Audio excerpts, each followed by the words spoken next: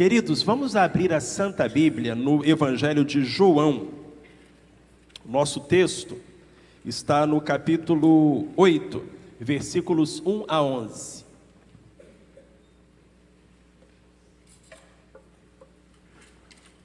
Se perto de você houver alguém sem a Bíblia, chegue pertinho dele, pertinho dela, estenda o seu exemplar da Escritura e abençoe o seu vizinho.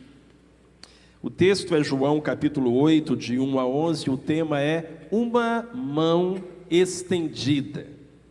E a história é a seguinte: mas Jesus foi para o Monte das Oliveiras. Pela manhã cedo, voltou ao templo, e todo o povo vinha ter com ele, e Jesus, sentando-se, o ensinava. Então os escribas e fariseus trouxeram-lhe uma mulher apanhada em adultério, e pondo-a no meio, disseram-lhe: Mestre, esta mulher foi apanhada em flagrante adultério. Ora, Moisés nos ordena na lei que as tais sejam apedrejadas. Tu, pois, que dizes? Isto diziam eles, tentando-o, para terem do que o acusar. Jesus, porém, inclinando-se, começou a escrever no chão com o dedo. Mas como insistissem em perguntar-lhe, ergueu-se e disse-lhes: aquele dentre vós que está sem pecado, seja o primeiro que lhe atire uma pedra. E tornando a inclinar-se, escrevia na terra. Quando ouviram isto, foram saindo um, a começar pelos mais velhos até os últimos. Ficou só Jesus e a mulher ali em pé. Então, erguendo-se Jesus e não vendo a ninguém, senão a mulher, perguntou-lhe: mulher, onde estão aqueles teus acusadores? Ninguém te condenou? Respondeu ela: ninguém, Senhor. E disse-lhe Jesus: nem eu te condeno, vai-te e não peques mais. Esta é uma belíssima história da Escritura, que nos fala sobre o amor de Deus. Amor expresso na vida, nas palavras, na atitude de Jesus Cristo. Amor em quem não encontramos um dedo apontado, mas sim uma mão estendida. Assim como para aquela mulher, Jesus estende para nós a sua mão poderosa, a sua mão bondosa, cheia de graça, de perdão, de favor e de vida. Meus queridos, essa história que nós acabamos de ler aconteceu muito tempo atrás na cidade de Jerusalém. Provavelmente durante a festa dos tabernáculos, que era uma das 3 maiores festas dos judeus e a mais alegre e festiva de todas. Cristo estava no templo, num lugar sagrado, ensinando às multidões. Era um momento de festa, era um lugar santo, a calma, a paz reinavam, até que de repente houve um tumulto. E uma mulher estava sendo trazida pelos líderes religiosos, os fariseus, os escribas, até a presença de Cristo. Eles colocaram aquela mulher diante do Senhor que ensinava aos seus discípulos e falaram: mestre, pegamos esta mulher em flagrante adultério. A lei de Moisés estabelece que a pena é a morte. E tu, o que dizes? O que devemos fazer? E a gente pode parar por um instante e se colocar no lugar daquelas pessoas. Primeiramente, nós podemos nos colocar no lugar daquela mulher. Naquele instante, o coração dela devia estar cheio de vergonha e de medo. Irmãos, não era uma mulher da vida, não era uma mulher de má reputação. Mulheres assim se aproximaram de Cristo e foram abençoadas. Mas no caso desta mulher, ela fazia parte do povo de Deus. Ela estava ali na cidade santa, não sabemos se morava ali ou se tinha ido para a festa. Era uma mulher que aos olhos da sociedade, aos olhos da sua comunidade de fé, desfrutava de credibilidade. Era casada, talvez tivesse filhos, mas aquela mulher tinha um segredo. E talvez as pessoas que a vissem, as pessoas que passassem por ela, não sabiam disso. Mas aquela mulher tinha um segredo. Talvez ela houvesse participado da festa dos tabernáculos. Talvez alguns instantes antes, ela mesma havia estado ali onde Cristo agora ensinava aos seus apóstolos e tenha participado do culto. A quem olhava, não via. Mas aquela mulher tinha um segredo. E muitas vezes os segredos são perigosos, os segredos são venenosos, os segredos nos comem por dentro, nos corroem e nos colocam em terreno escorregadio e perigoso. Na hora da tentação, Satanás nunca nos diz qual o preço que o pecado vai custar. Mas a conta sempre chega, meus irmãos e minhas irmãs. Não há pecado perfeito, como não há crime perfeito. E então aquela mulher, neste momento, foi descoberta. E ela foi levada até Jesus, e podemos nos colocar no lugar daquela mulher, envergonhada, insultada, agredida, xingada, e correndo o risco de ser morta, morte por apedrejamento. Agora nós também podemos nos colocar no lugar daqueles homens, os escribas, fariseus, os líderes religiosos, os doutores da lei, que arrastaram aquela mulher até a presença de Cristo. Por que aqueles homens fizeram isso? Porque eles estavam realmente preocupados com a lei, porque eles zelavam pela justiça e pela santidade? A Bíblia diz que não. Aqueles homens estavam usando aquela mulher como um subterfúgio para colocar Jesus em situação difícil. E ao longo da minha vida eu tenho aprendido que as pessoas mais incomodadas com os pecados dos outros, geralmente são as pessoas mais acomodadas com os próprios pecados. Aqueles homens estavam cheios de pecados, o final da história deixa isso claro. Mas o pecado deles não os incomodava, estavam acomodados nos seus pecados. Mas eles se sentiram incomodados com o pecado daquela mulher.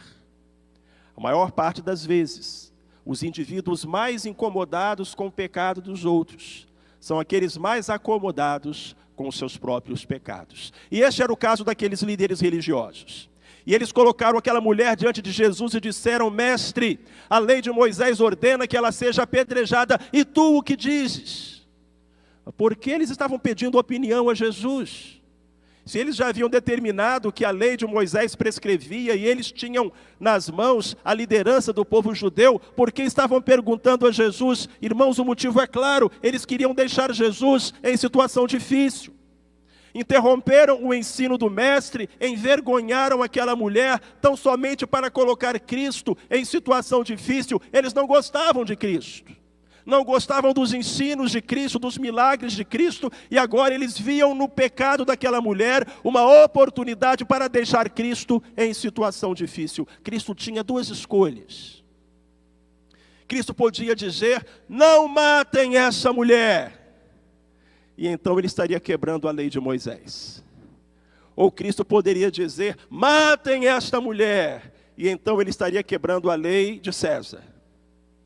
Porque naqueles dias a Palestina era governada pelos romanos, e só os romanos tinham o poder de prescrever a pena de morte. Então, de certa forma, o objetivo dos escribas, dos fariseus, foi deixar Jesus numa espécie de sinuca. E numa situação difícil, da qual ele não teria como sair. E se fôssemos eu e você, talvez não conseguíssemos sair mesmo. Mas Jesus não é nem você nem eu, amém? Ele é o Filho de Deus. E a Bíblia diz que Jesus, em resposta àqueles homens que arrastaram a mulher até a sua presença, se inclinou e começou a escrever no chão. Isso me traz duas perguntas, duas curiosidades. Primeira, o que foi que Jesus escreveu no chão? Eu queria ser uma mosquinha ali na hora para ver o que Jesus estava escrevendo. Alguns estudiosos pensam que Jesus escreveu no chão o mandamento inteiro. Porque o mandamento não dizia que a mulher tinha que ser apedrejada, o mandamento dizia que os dois tinham que ser apedrejados. E cadê o adúltero? Então Jesus estava escrevendo ali a lei certa. Olha, isso que vocês estão fazendo é uma perversão da lei, vocês estão dando um jeitinho na lei, porque vocês não estão preocupados com a lei. A segunda possibilidade é que Jesus estava escrevendo ali no chão a lista dos pecados daqueles homens. Adultério, infidelidade, sovinice, maledicência. Então ele estava escrevendo ali, porque Jesus é Deus, sabe de todas as coisas, e ele então estava escrevendo ali os pecados daqueles homens na areia. Nós não temos certeza. Mas para mim essa não é a pergunta mais importante. A pergunta mais importante não é porque Jesus, não é o que Jesus escreveu na areia, mas por que Jesus escreveu na areia. Porque esta é a única passagem, meus irmãos e minhas irmãs, em toda a Bíblia em que nós vamos encontrar Jesus escrevendo alguma coisa. Jesus não escreveu os seus sermões, Jesus não escreveu os seus ensinos. A palavra de Deus não registra Jesus escrevendo em nenhuma outra oportunidade. A única vez que Jesus escreveu, não escreveu com tinta no papel, escreveu com o dedo no chão. Por quê? Eu acredito que tem duas razões. Primeiro, porque se Jesus tivesse escrito qualquer coisa no papel, com o tempo, as pessoas teriam idolatrado esse papel. Concordam comigo? Imaginem, esse aqui é um manuscrito escrito por Jesus. Irmãos, ia ter romaria. Ia ter muita gente querendo pegar um pedacinho daquele manuscrito para fazer um chá e beber. E dizer, olha, isso aqui. Então Jesus já sabia disso. Então ele não deixou margem para isso. Apóstolos, vocês vão escrever a minha história. Mateus, Marcos, Lucas, João, vocês vão escrever os evangelhos. Mas eu mesmo nada escreverei. A segunda razão pela qual Jesus escreveu na areia é que, meus irmãos, tem coisas que a gente tem que escrever na areia, onde elas possam ser apagadas e desaparecer. Quer Jesus estivesse escrevendo o mandamento, quer ele estivesse escrevendo o pecado daqueles homens, Cristo não queria que aquilo ficasse registrado para as pessoas verem depois. Era algo que podia ser apagado. Queria falar com muito carinho ao seu coração. Olha para mim, presta atenção. Tem coisas que a gente tem que escrever na areia. Você fez uma bondade a alguém, você foi gentil com uma pessoa, prestou um favor, cuidou de alguém. Onde você escreve isso? Na areia. Não fica lembrando disso. Não fica jogando isso no rosto da pessoa, entende?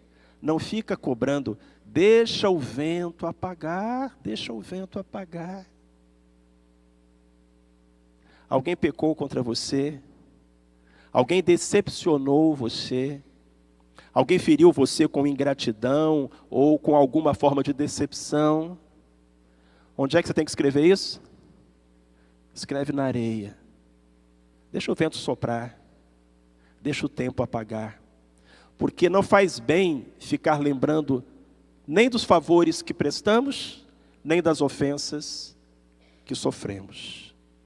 Talvez você hoje esteja passando por dificuldades na vida, porque está escrevendo no granito coisas que devia escrever na areia. Jesus então escreveu na areia. Como aqueles homens continuassem a insistir, ele se colocou em pé e disse, aquele de vocês que está sem pecado, atire a primeira pedra. E se inclinou mais uma vez e continuou escrevendo. A Bíblia diz que as pedras foram caindo, as mãos foram se abrindo, e os homens começaram a ir embora. A começar dos mais velhos, talvez porque tivessem mais pecados acumulados ao longo do tempo, talvez porque tivessem uma consciência mais sábia, mas foram saindo todos, a começar dos mais velhos, terminando pelos mais novos. E ficou só quem diante de Jesus? Como está escrito aí na sua Bíblia? Ficou só quem diante de Jesus? A mulher. Agora, irmãos, isso é maravilhoso. Por que a mulher não foi embora também? Não era a coisa mais lógica? Ela deveria ter aproveitado a oportunidade, não é? Coloque-se novamente no lugar daquela mulher. Os acusadores estão indo embora. Todos se retiraram. Ela poderia ter pensado, é a minha deixa. É aqui que eu vou escapar dessa situação difícil. Mas a Bíblia diz que todos foram embora. A mulher ficou. Por que você acha que a mulher ficou? Ela ficou porque ela precisava ficar. Ela sabia que ali era o lugar em que ela precisava estar. Porque ela tinha cometido um pecado. Porque ela estava em falta diante de Deus. Porque a sua consciência a acusava. Sabem, irmãos, não eram apenas os fariseus que acusavam aquela mulher. Não era apenas a lei que acusava aquela mulher. A consciência daquela mulher a acusava. Tanto assim que ela não abre a boca em nenhum momento para se defender. Ela tinha consciência. Havia um peso de culpa sobre os seus ombros. E aquela mulher sentiu que diante de Jesus era o lugar em que ela precisava estar. Eu não sei o que levou você até Jesus. Não sei se você foi arrastado até Jesus por pessoas grosseiras e ásperas como aqueles fariseus. Não sei se você foi levado até Jesus por uma mão bondosa e amiga. Tem um ditado que fala: quem não vem pelo amor, vem pela dor. Na verdade, tem gente que nem pela dor vem. Eu não sei. Eu não sei se o que levou você até Jesus foi uma doença, uma enfermidade, uma crise financeira, um problema no casamento. Eu não sei se o que levou você até Jesus foi algo do qual você se envergonha, do que você se arrepende. Eu só sei de uma coisa: se você está diante de Jesus, você está no lugar em que você deveria estar. E agora então aquela mulher está diante do tribunal de Cristo.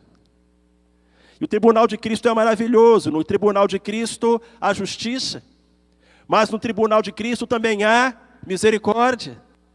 E Jesus olha para aquela mulher e diz: mulher, onde estão os teus acusadores? Ninguém te condenou?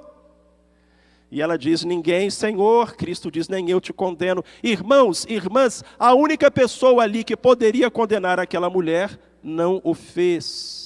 O único santo, sem erro, sem pecado daquele lugar, e que poderia dizer a ela: olha, você é uma pecadora e merece ir para o inferno. Jesus poderia ter dito isso, mas não disse. Jesus poderia ter apontado o dedo, mas preferiu estender a mão e dizer àquela mulher: vai e não peques mais. Quão grande é o amor de Deus. E que lições nós podemos extrair dessa história, meus amados, minhas amadas? Pelo menos 3 lições. A primeira lição é que Cristo nos estende a sua mão para nos erguer. Quando você cai, há uma mão que se estende para levantar você, é a mão de Cristo. Não importa se você caiu porque a vida te deu uma rasteira, porque alguém te empurrou, ou se porque você não vigiou e o Satanás colocou uma armadilha nos seus pés e você se deixou levar. Não importa se você está no chão, se você caiu, se a sua vida está coberta de vergonha, se você tem um segredo amargo guardado no seu coração, Cristo te estende a mão. Meus amados, se tem uma coisa que Deus ama, é perdoar. Deus gosta mais de perdoar do que você gosta de sorvete.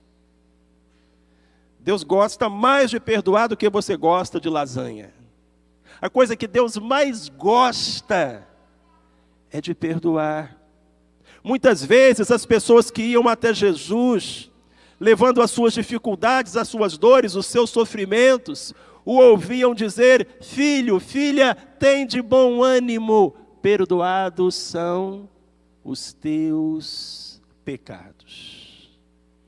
Então, quando a gente cai, a gente encontra muito dedo apontado, mas a gente sempre encontra uma mão estendida. É a mão de Jesus de Nazaré. Ele está aqui, você está diante dele. E se você caiu, ele pode erguer você. A segunda lição que nós retiramos dessa palavra, meus queridos irmãos e minhas queridas irmãs, é que Cristo nos estende a sua mão para nos sustentar. Não se trata apenas de levantar, mas de não cair novamente. Jesus disse àquela mulher: nem eu te condeno, vai. E o que disse Cristo? E não peques mais. Jesus chamou o pecado de pecado, e eu sou muito grato a Ele por isso. Jesus não disse àquela mulher: olha, o que você fez todo mundo faz. Olha, o que você fez foi em nome do amor. Olha, o que você fez é muito relativo. Imagine que você fosse a um médico, e esse médico mandasse você embora para casa, sem falar a você da real situação da sua saúde e do perigo que você está correndo. Esse médico estaria lhe fazendo um favor? De forma alguma. Mas muitas pessoas estão entrando na igreja e saindo da igreja sem que ninguém conte a elas que elas têm um problema. Não, podem vir, e venham como estão, e nenhuma mudança é necessária. Há muitas pessoas que estão entrando na igreja e saindo da igreja sem que alguém lhes diga: olha, você está em pecado. O que você está fazendo, Deus não aprova. Você precisa se corrigir com relação a isso. Meus queridos, minhas queridas, Cristo não incorreu neste erro. Cristo chamou o pecado de pecado. E o salário do pecado é a morte. O Senhor não nos perdoa porque Ele não ache que o que fazemos seja errado. O Senhor quer nos levantar, mas Ele também quer nos manter em pé. E eu digo a você que só é possível levantar com a ajuda da mão de Jesus. E só é possível seguir e não pecar mais com a ajuda da mão de Jesus. A mesma mão que perdoa é a mão que fortalece. O mesmo Cristo que estendeu o perdão foi o Cristo que deu àquela mulher uma nova diretriz para uma nova vida. E falou a ela: agora você precisa viver de um jeito diferente. A terceira e última lição para a gente guardar é que Cristo nos estende a sua mão para nos salvar. Eu disse que hoje Jesus está aqui, creio nisso. E creio que se você caiu, Ele estende a mão para você, como estendeu para aquela mulher. Mas hoje, a mão que Cristo estende para nós tem uma marca, que é a marca dos pregos, é a marca dos cravos, é a marca da cruz. Para que aquela mulher pudesse ser perdoada, Jesus foi à cruz por ela. Jesus morreu na cruz do Calvário por ela, porque o salário do pecado é a morte. Queridos, a salvação é pela graça, mas não é barata. A salvação custou a Deus o que de mais precioso Ele tinha, o seu Filho Jesus Cristo. E é por isso que só Jesus pode nos salvar, porque só Jesus pagou o preço. Jesus morreu pelos pecados daquela mulher na cruz do Calvário. E morreu também pelos seus pecados e pelos meus. E por isso a Bíblia diz que em nenhum outro há salvação. E que debaixo dos céus nenhum outro nome há pelo qual possamos ser salvos, além do nome de Jesus. De modo que Cristo nos estende a sua mão para nos erguer, para nos sustentar e para nos salvar. Segure a mão que Ele está estendendo para você. Segure a mão que Ele está estendendo para você. O Mestre está entre nós. Ele morreu, mas ressuscitou. Ele está aqui, quer abençoar a sua vida. Lhe estende a mão. Segure a mão que Cristo lhe estende. Há um filme que eu acho muito bonito. Esse filme se chama Lances Inocentes. E é a história de um menininho que é um gênio do xadrez. E ele, pequenininho, joga xadrez e derrota os adultos. Ele é muito inteligente, é um gênio do xadrez.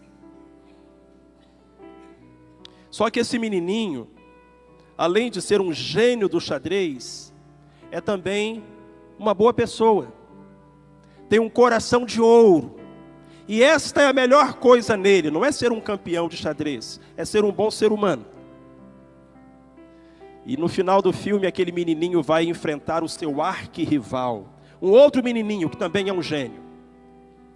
E esse outro menininho, ele é muito exigente, muito perfeccionista, e o mestre dele é muito bravo. E os dois estão ali na grande final, a televisão transmitindo, todo mundo assistindo. A certa altura, o personagem principal está jogando, e ele estende a mão para o adversário. O adversário pergunta: o que você está fazendo? E ele diz: estou te oferecendo um empate. Aperte a minha mão. Os dois seremos campeões. Os dois ficaremos com o prêmio. E o outro menininho fala: mas por quê? E ele diz: porque você já perdeu. Você só não viu ainda. Daqui a 10 lances é checkmate. Aperta a minha mão. Divide o prêmio comigo. Mas o outro garoto, confuso, disse: não, vamos jogar. Joga. E o garotinho joga. 10 lances depois, checkmate. O adversário tomba o rei. É aquela festa. O outro menininho fica arrasado. O professor dele briga muito com ele. E o jovenzinho que foi o campeão corre para os braços do pai e abraça o pai e diz o seguinte: pai, eu tentei dar uma chance para ele. Irmãos, nessa hora eu fico imaginando Jesus Cristo falando isso com Deus. Pai, eu tentei dar uma chance para ele. Eu tentei dar uma chance para ela. Eu estendi a mão. Mas quantos não querem segurar a mão que Cristo oferece? Arrependa-se dos seus pecados. Quebrante a sua alma. Amoleça o seu coração. Aceita a mão de Cristo. Ele te ama. Ele quer te botar de pé. Ele quer firmar os seus passos. Ele quer escrever o seu nome no livro da vida. Mas você precisa segurar na mão que Cristo estende para você.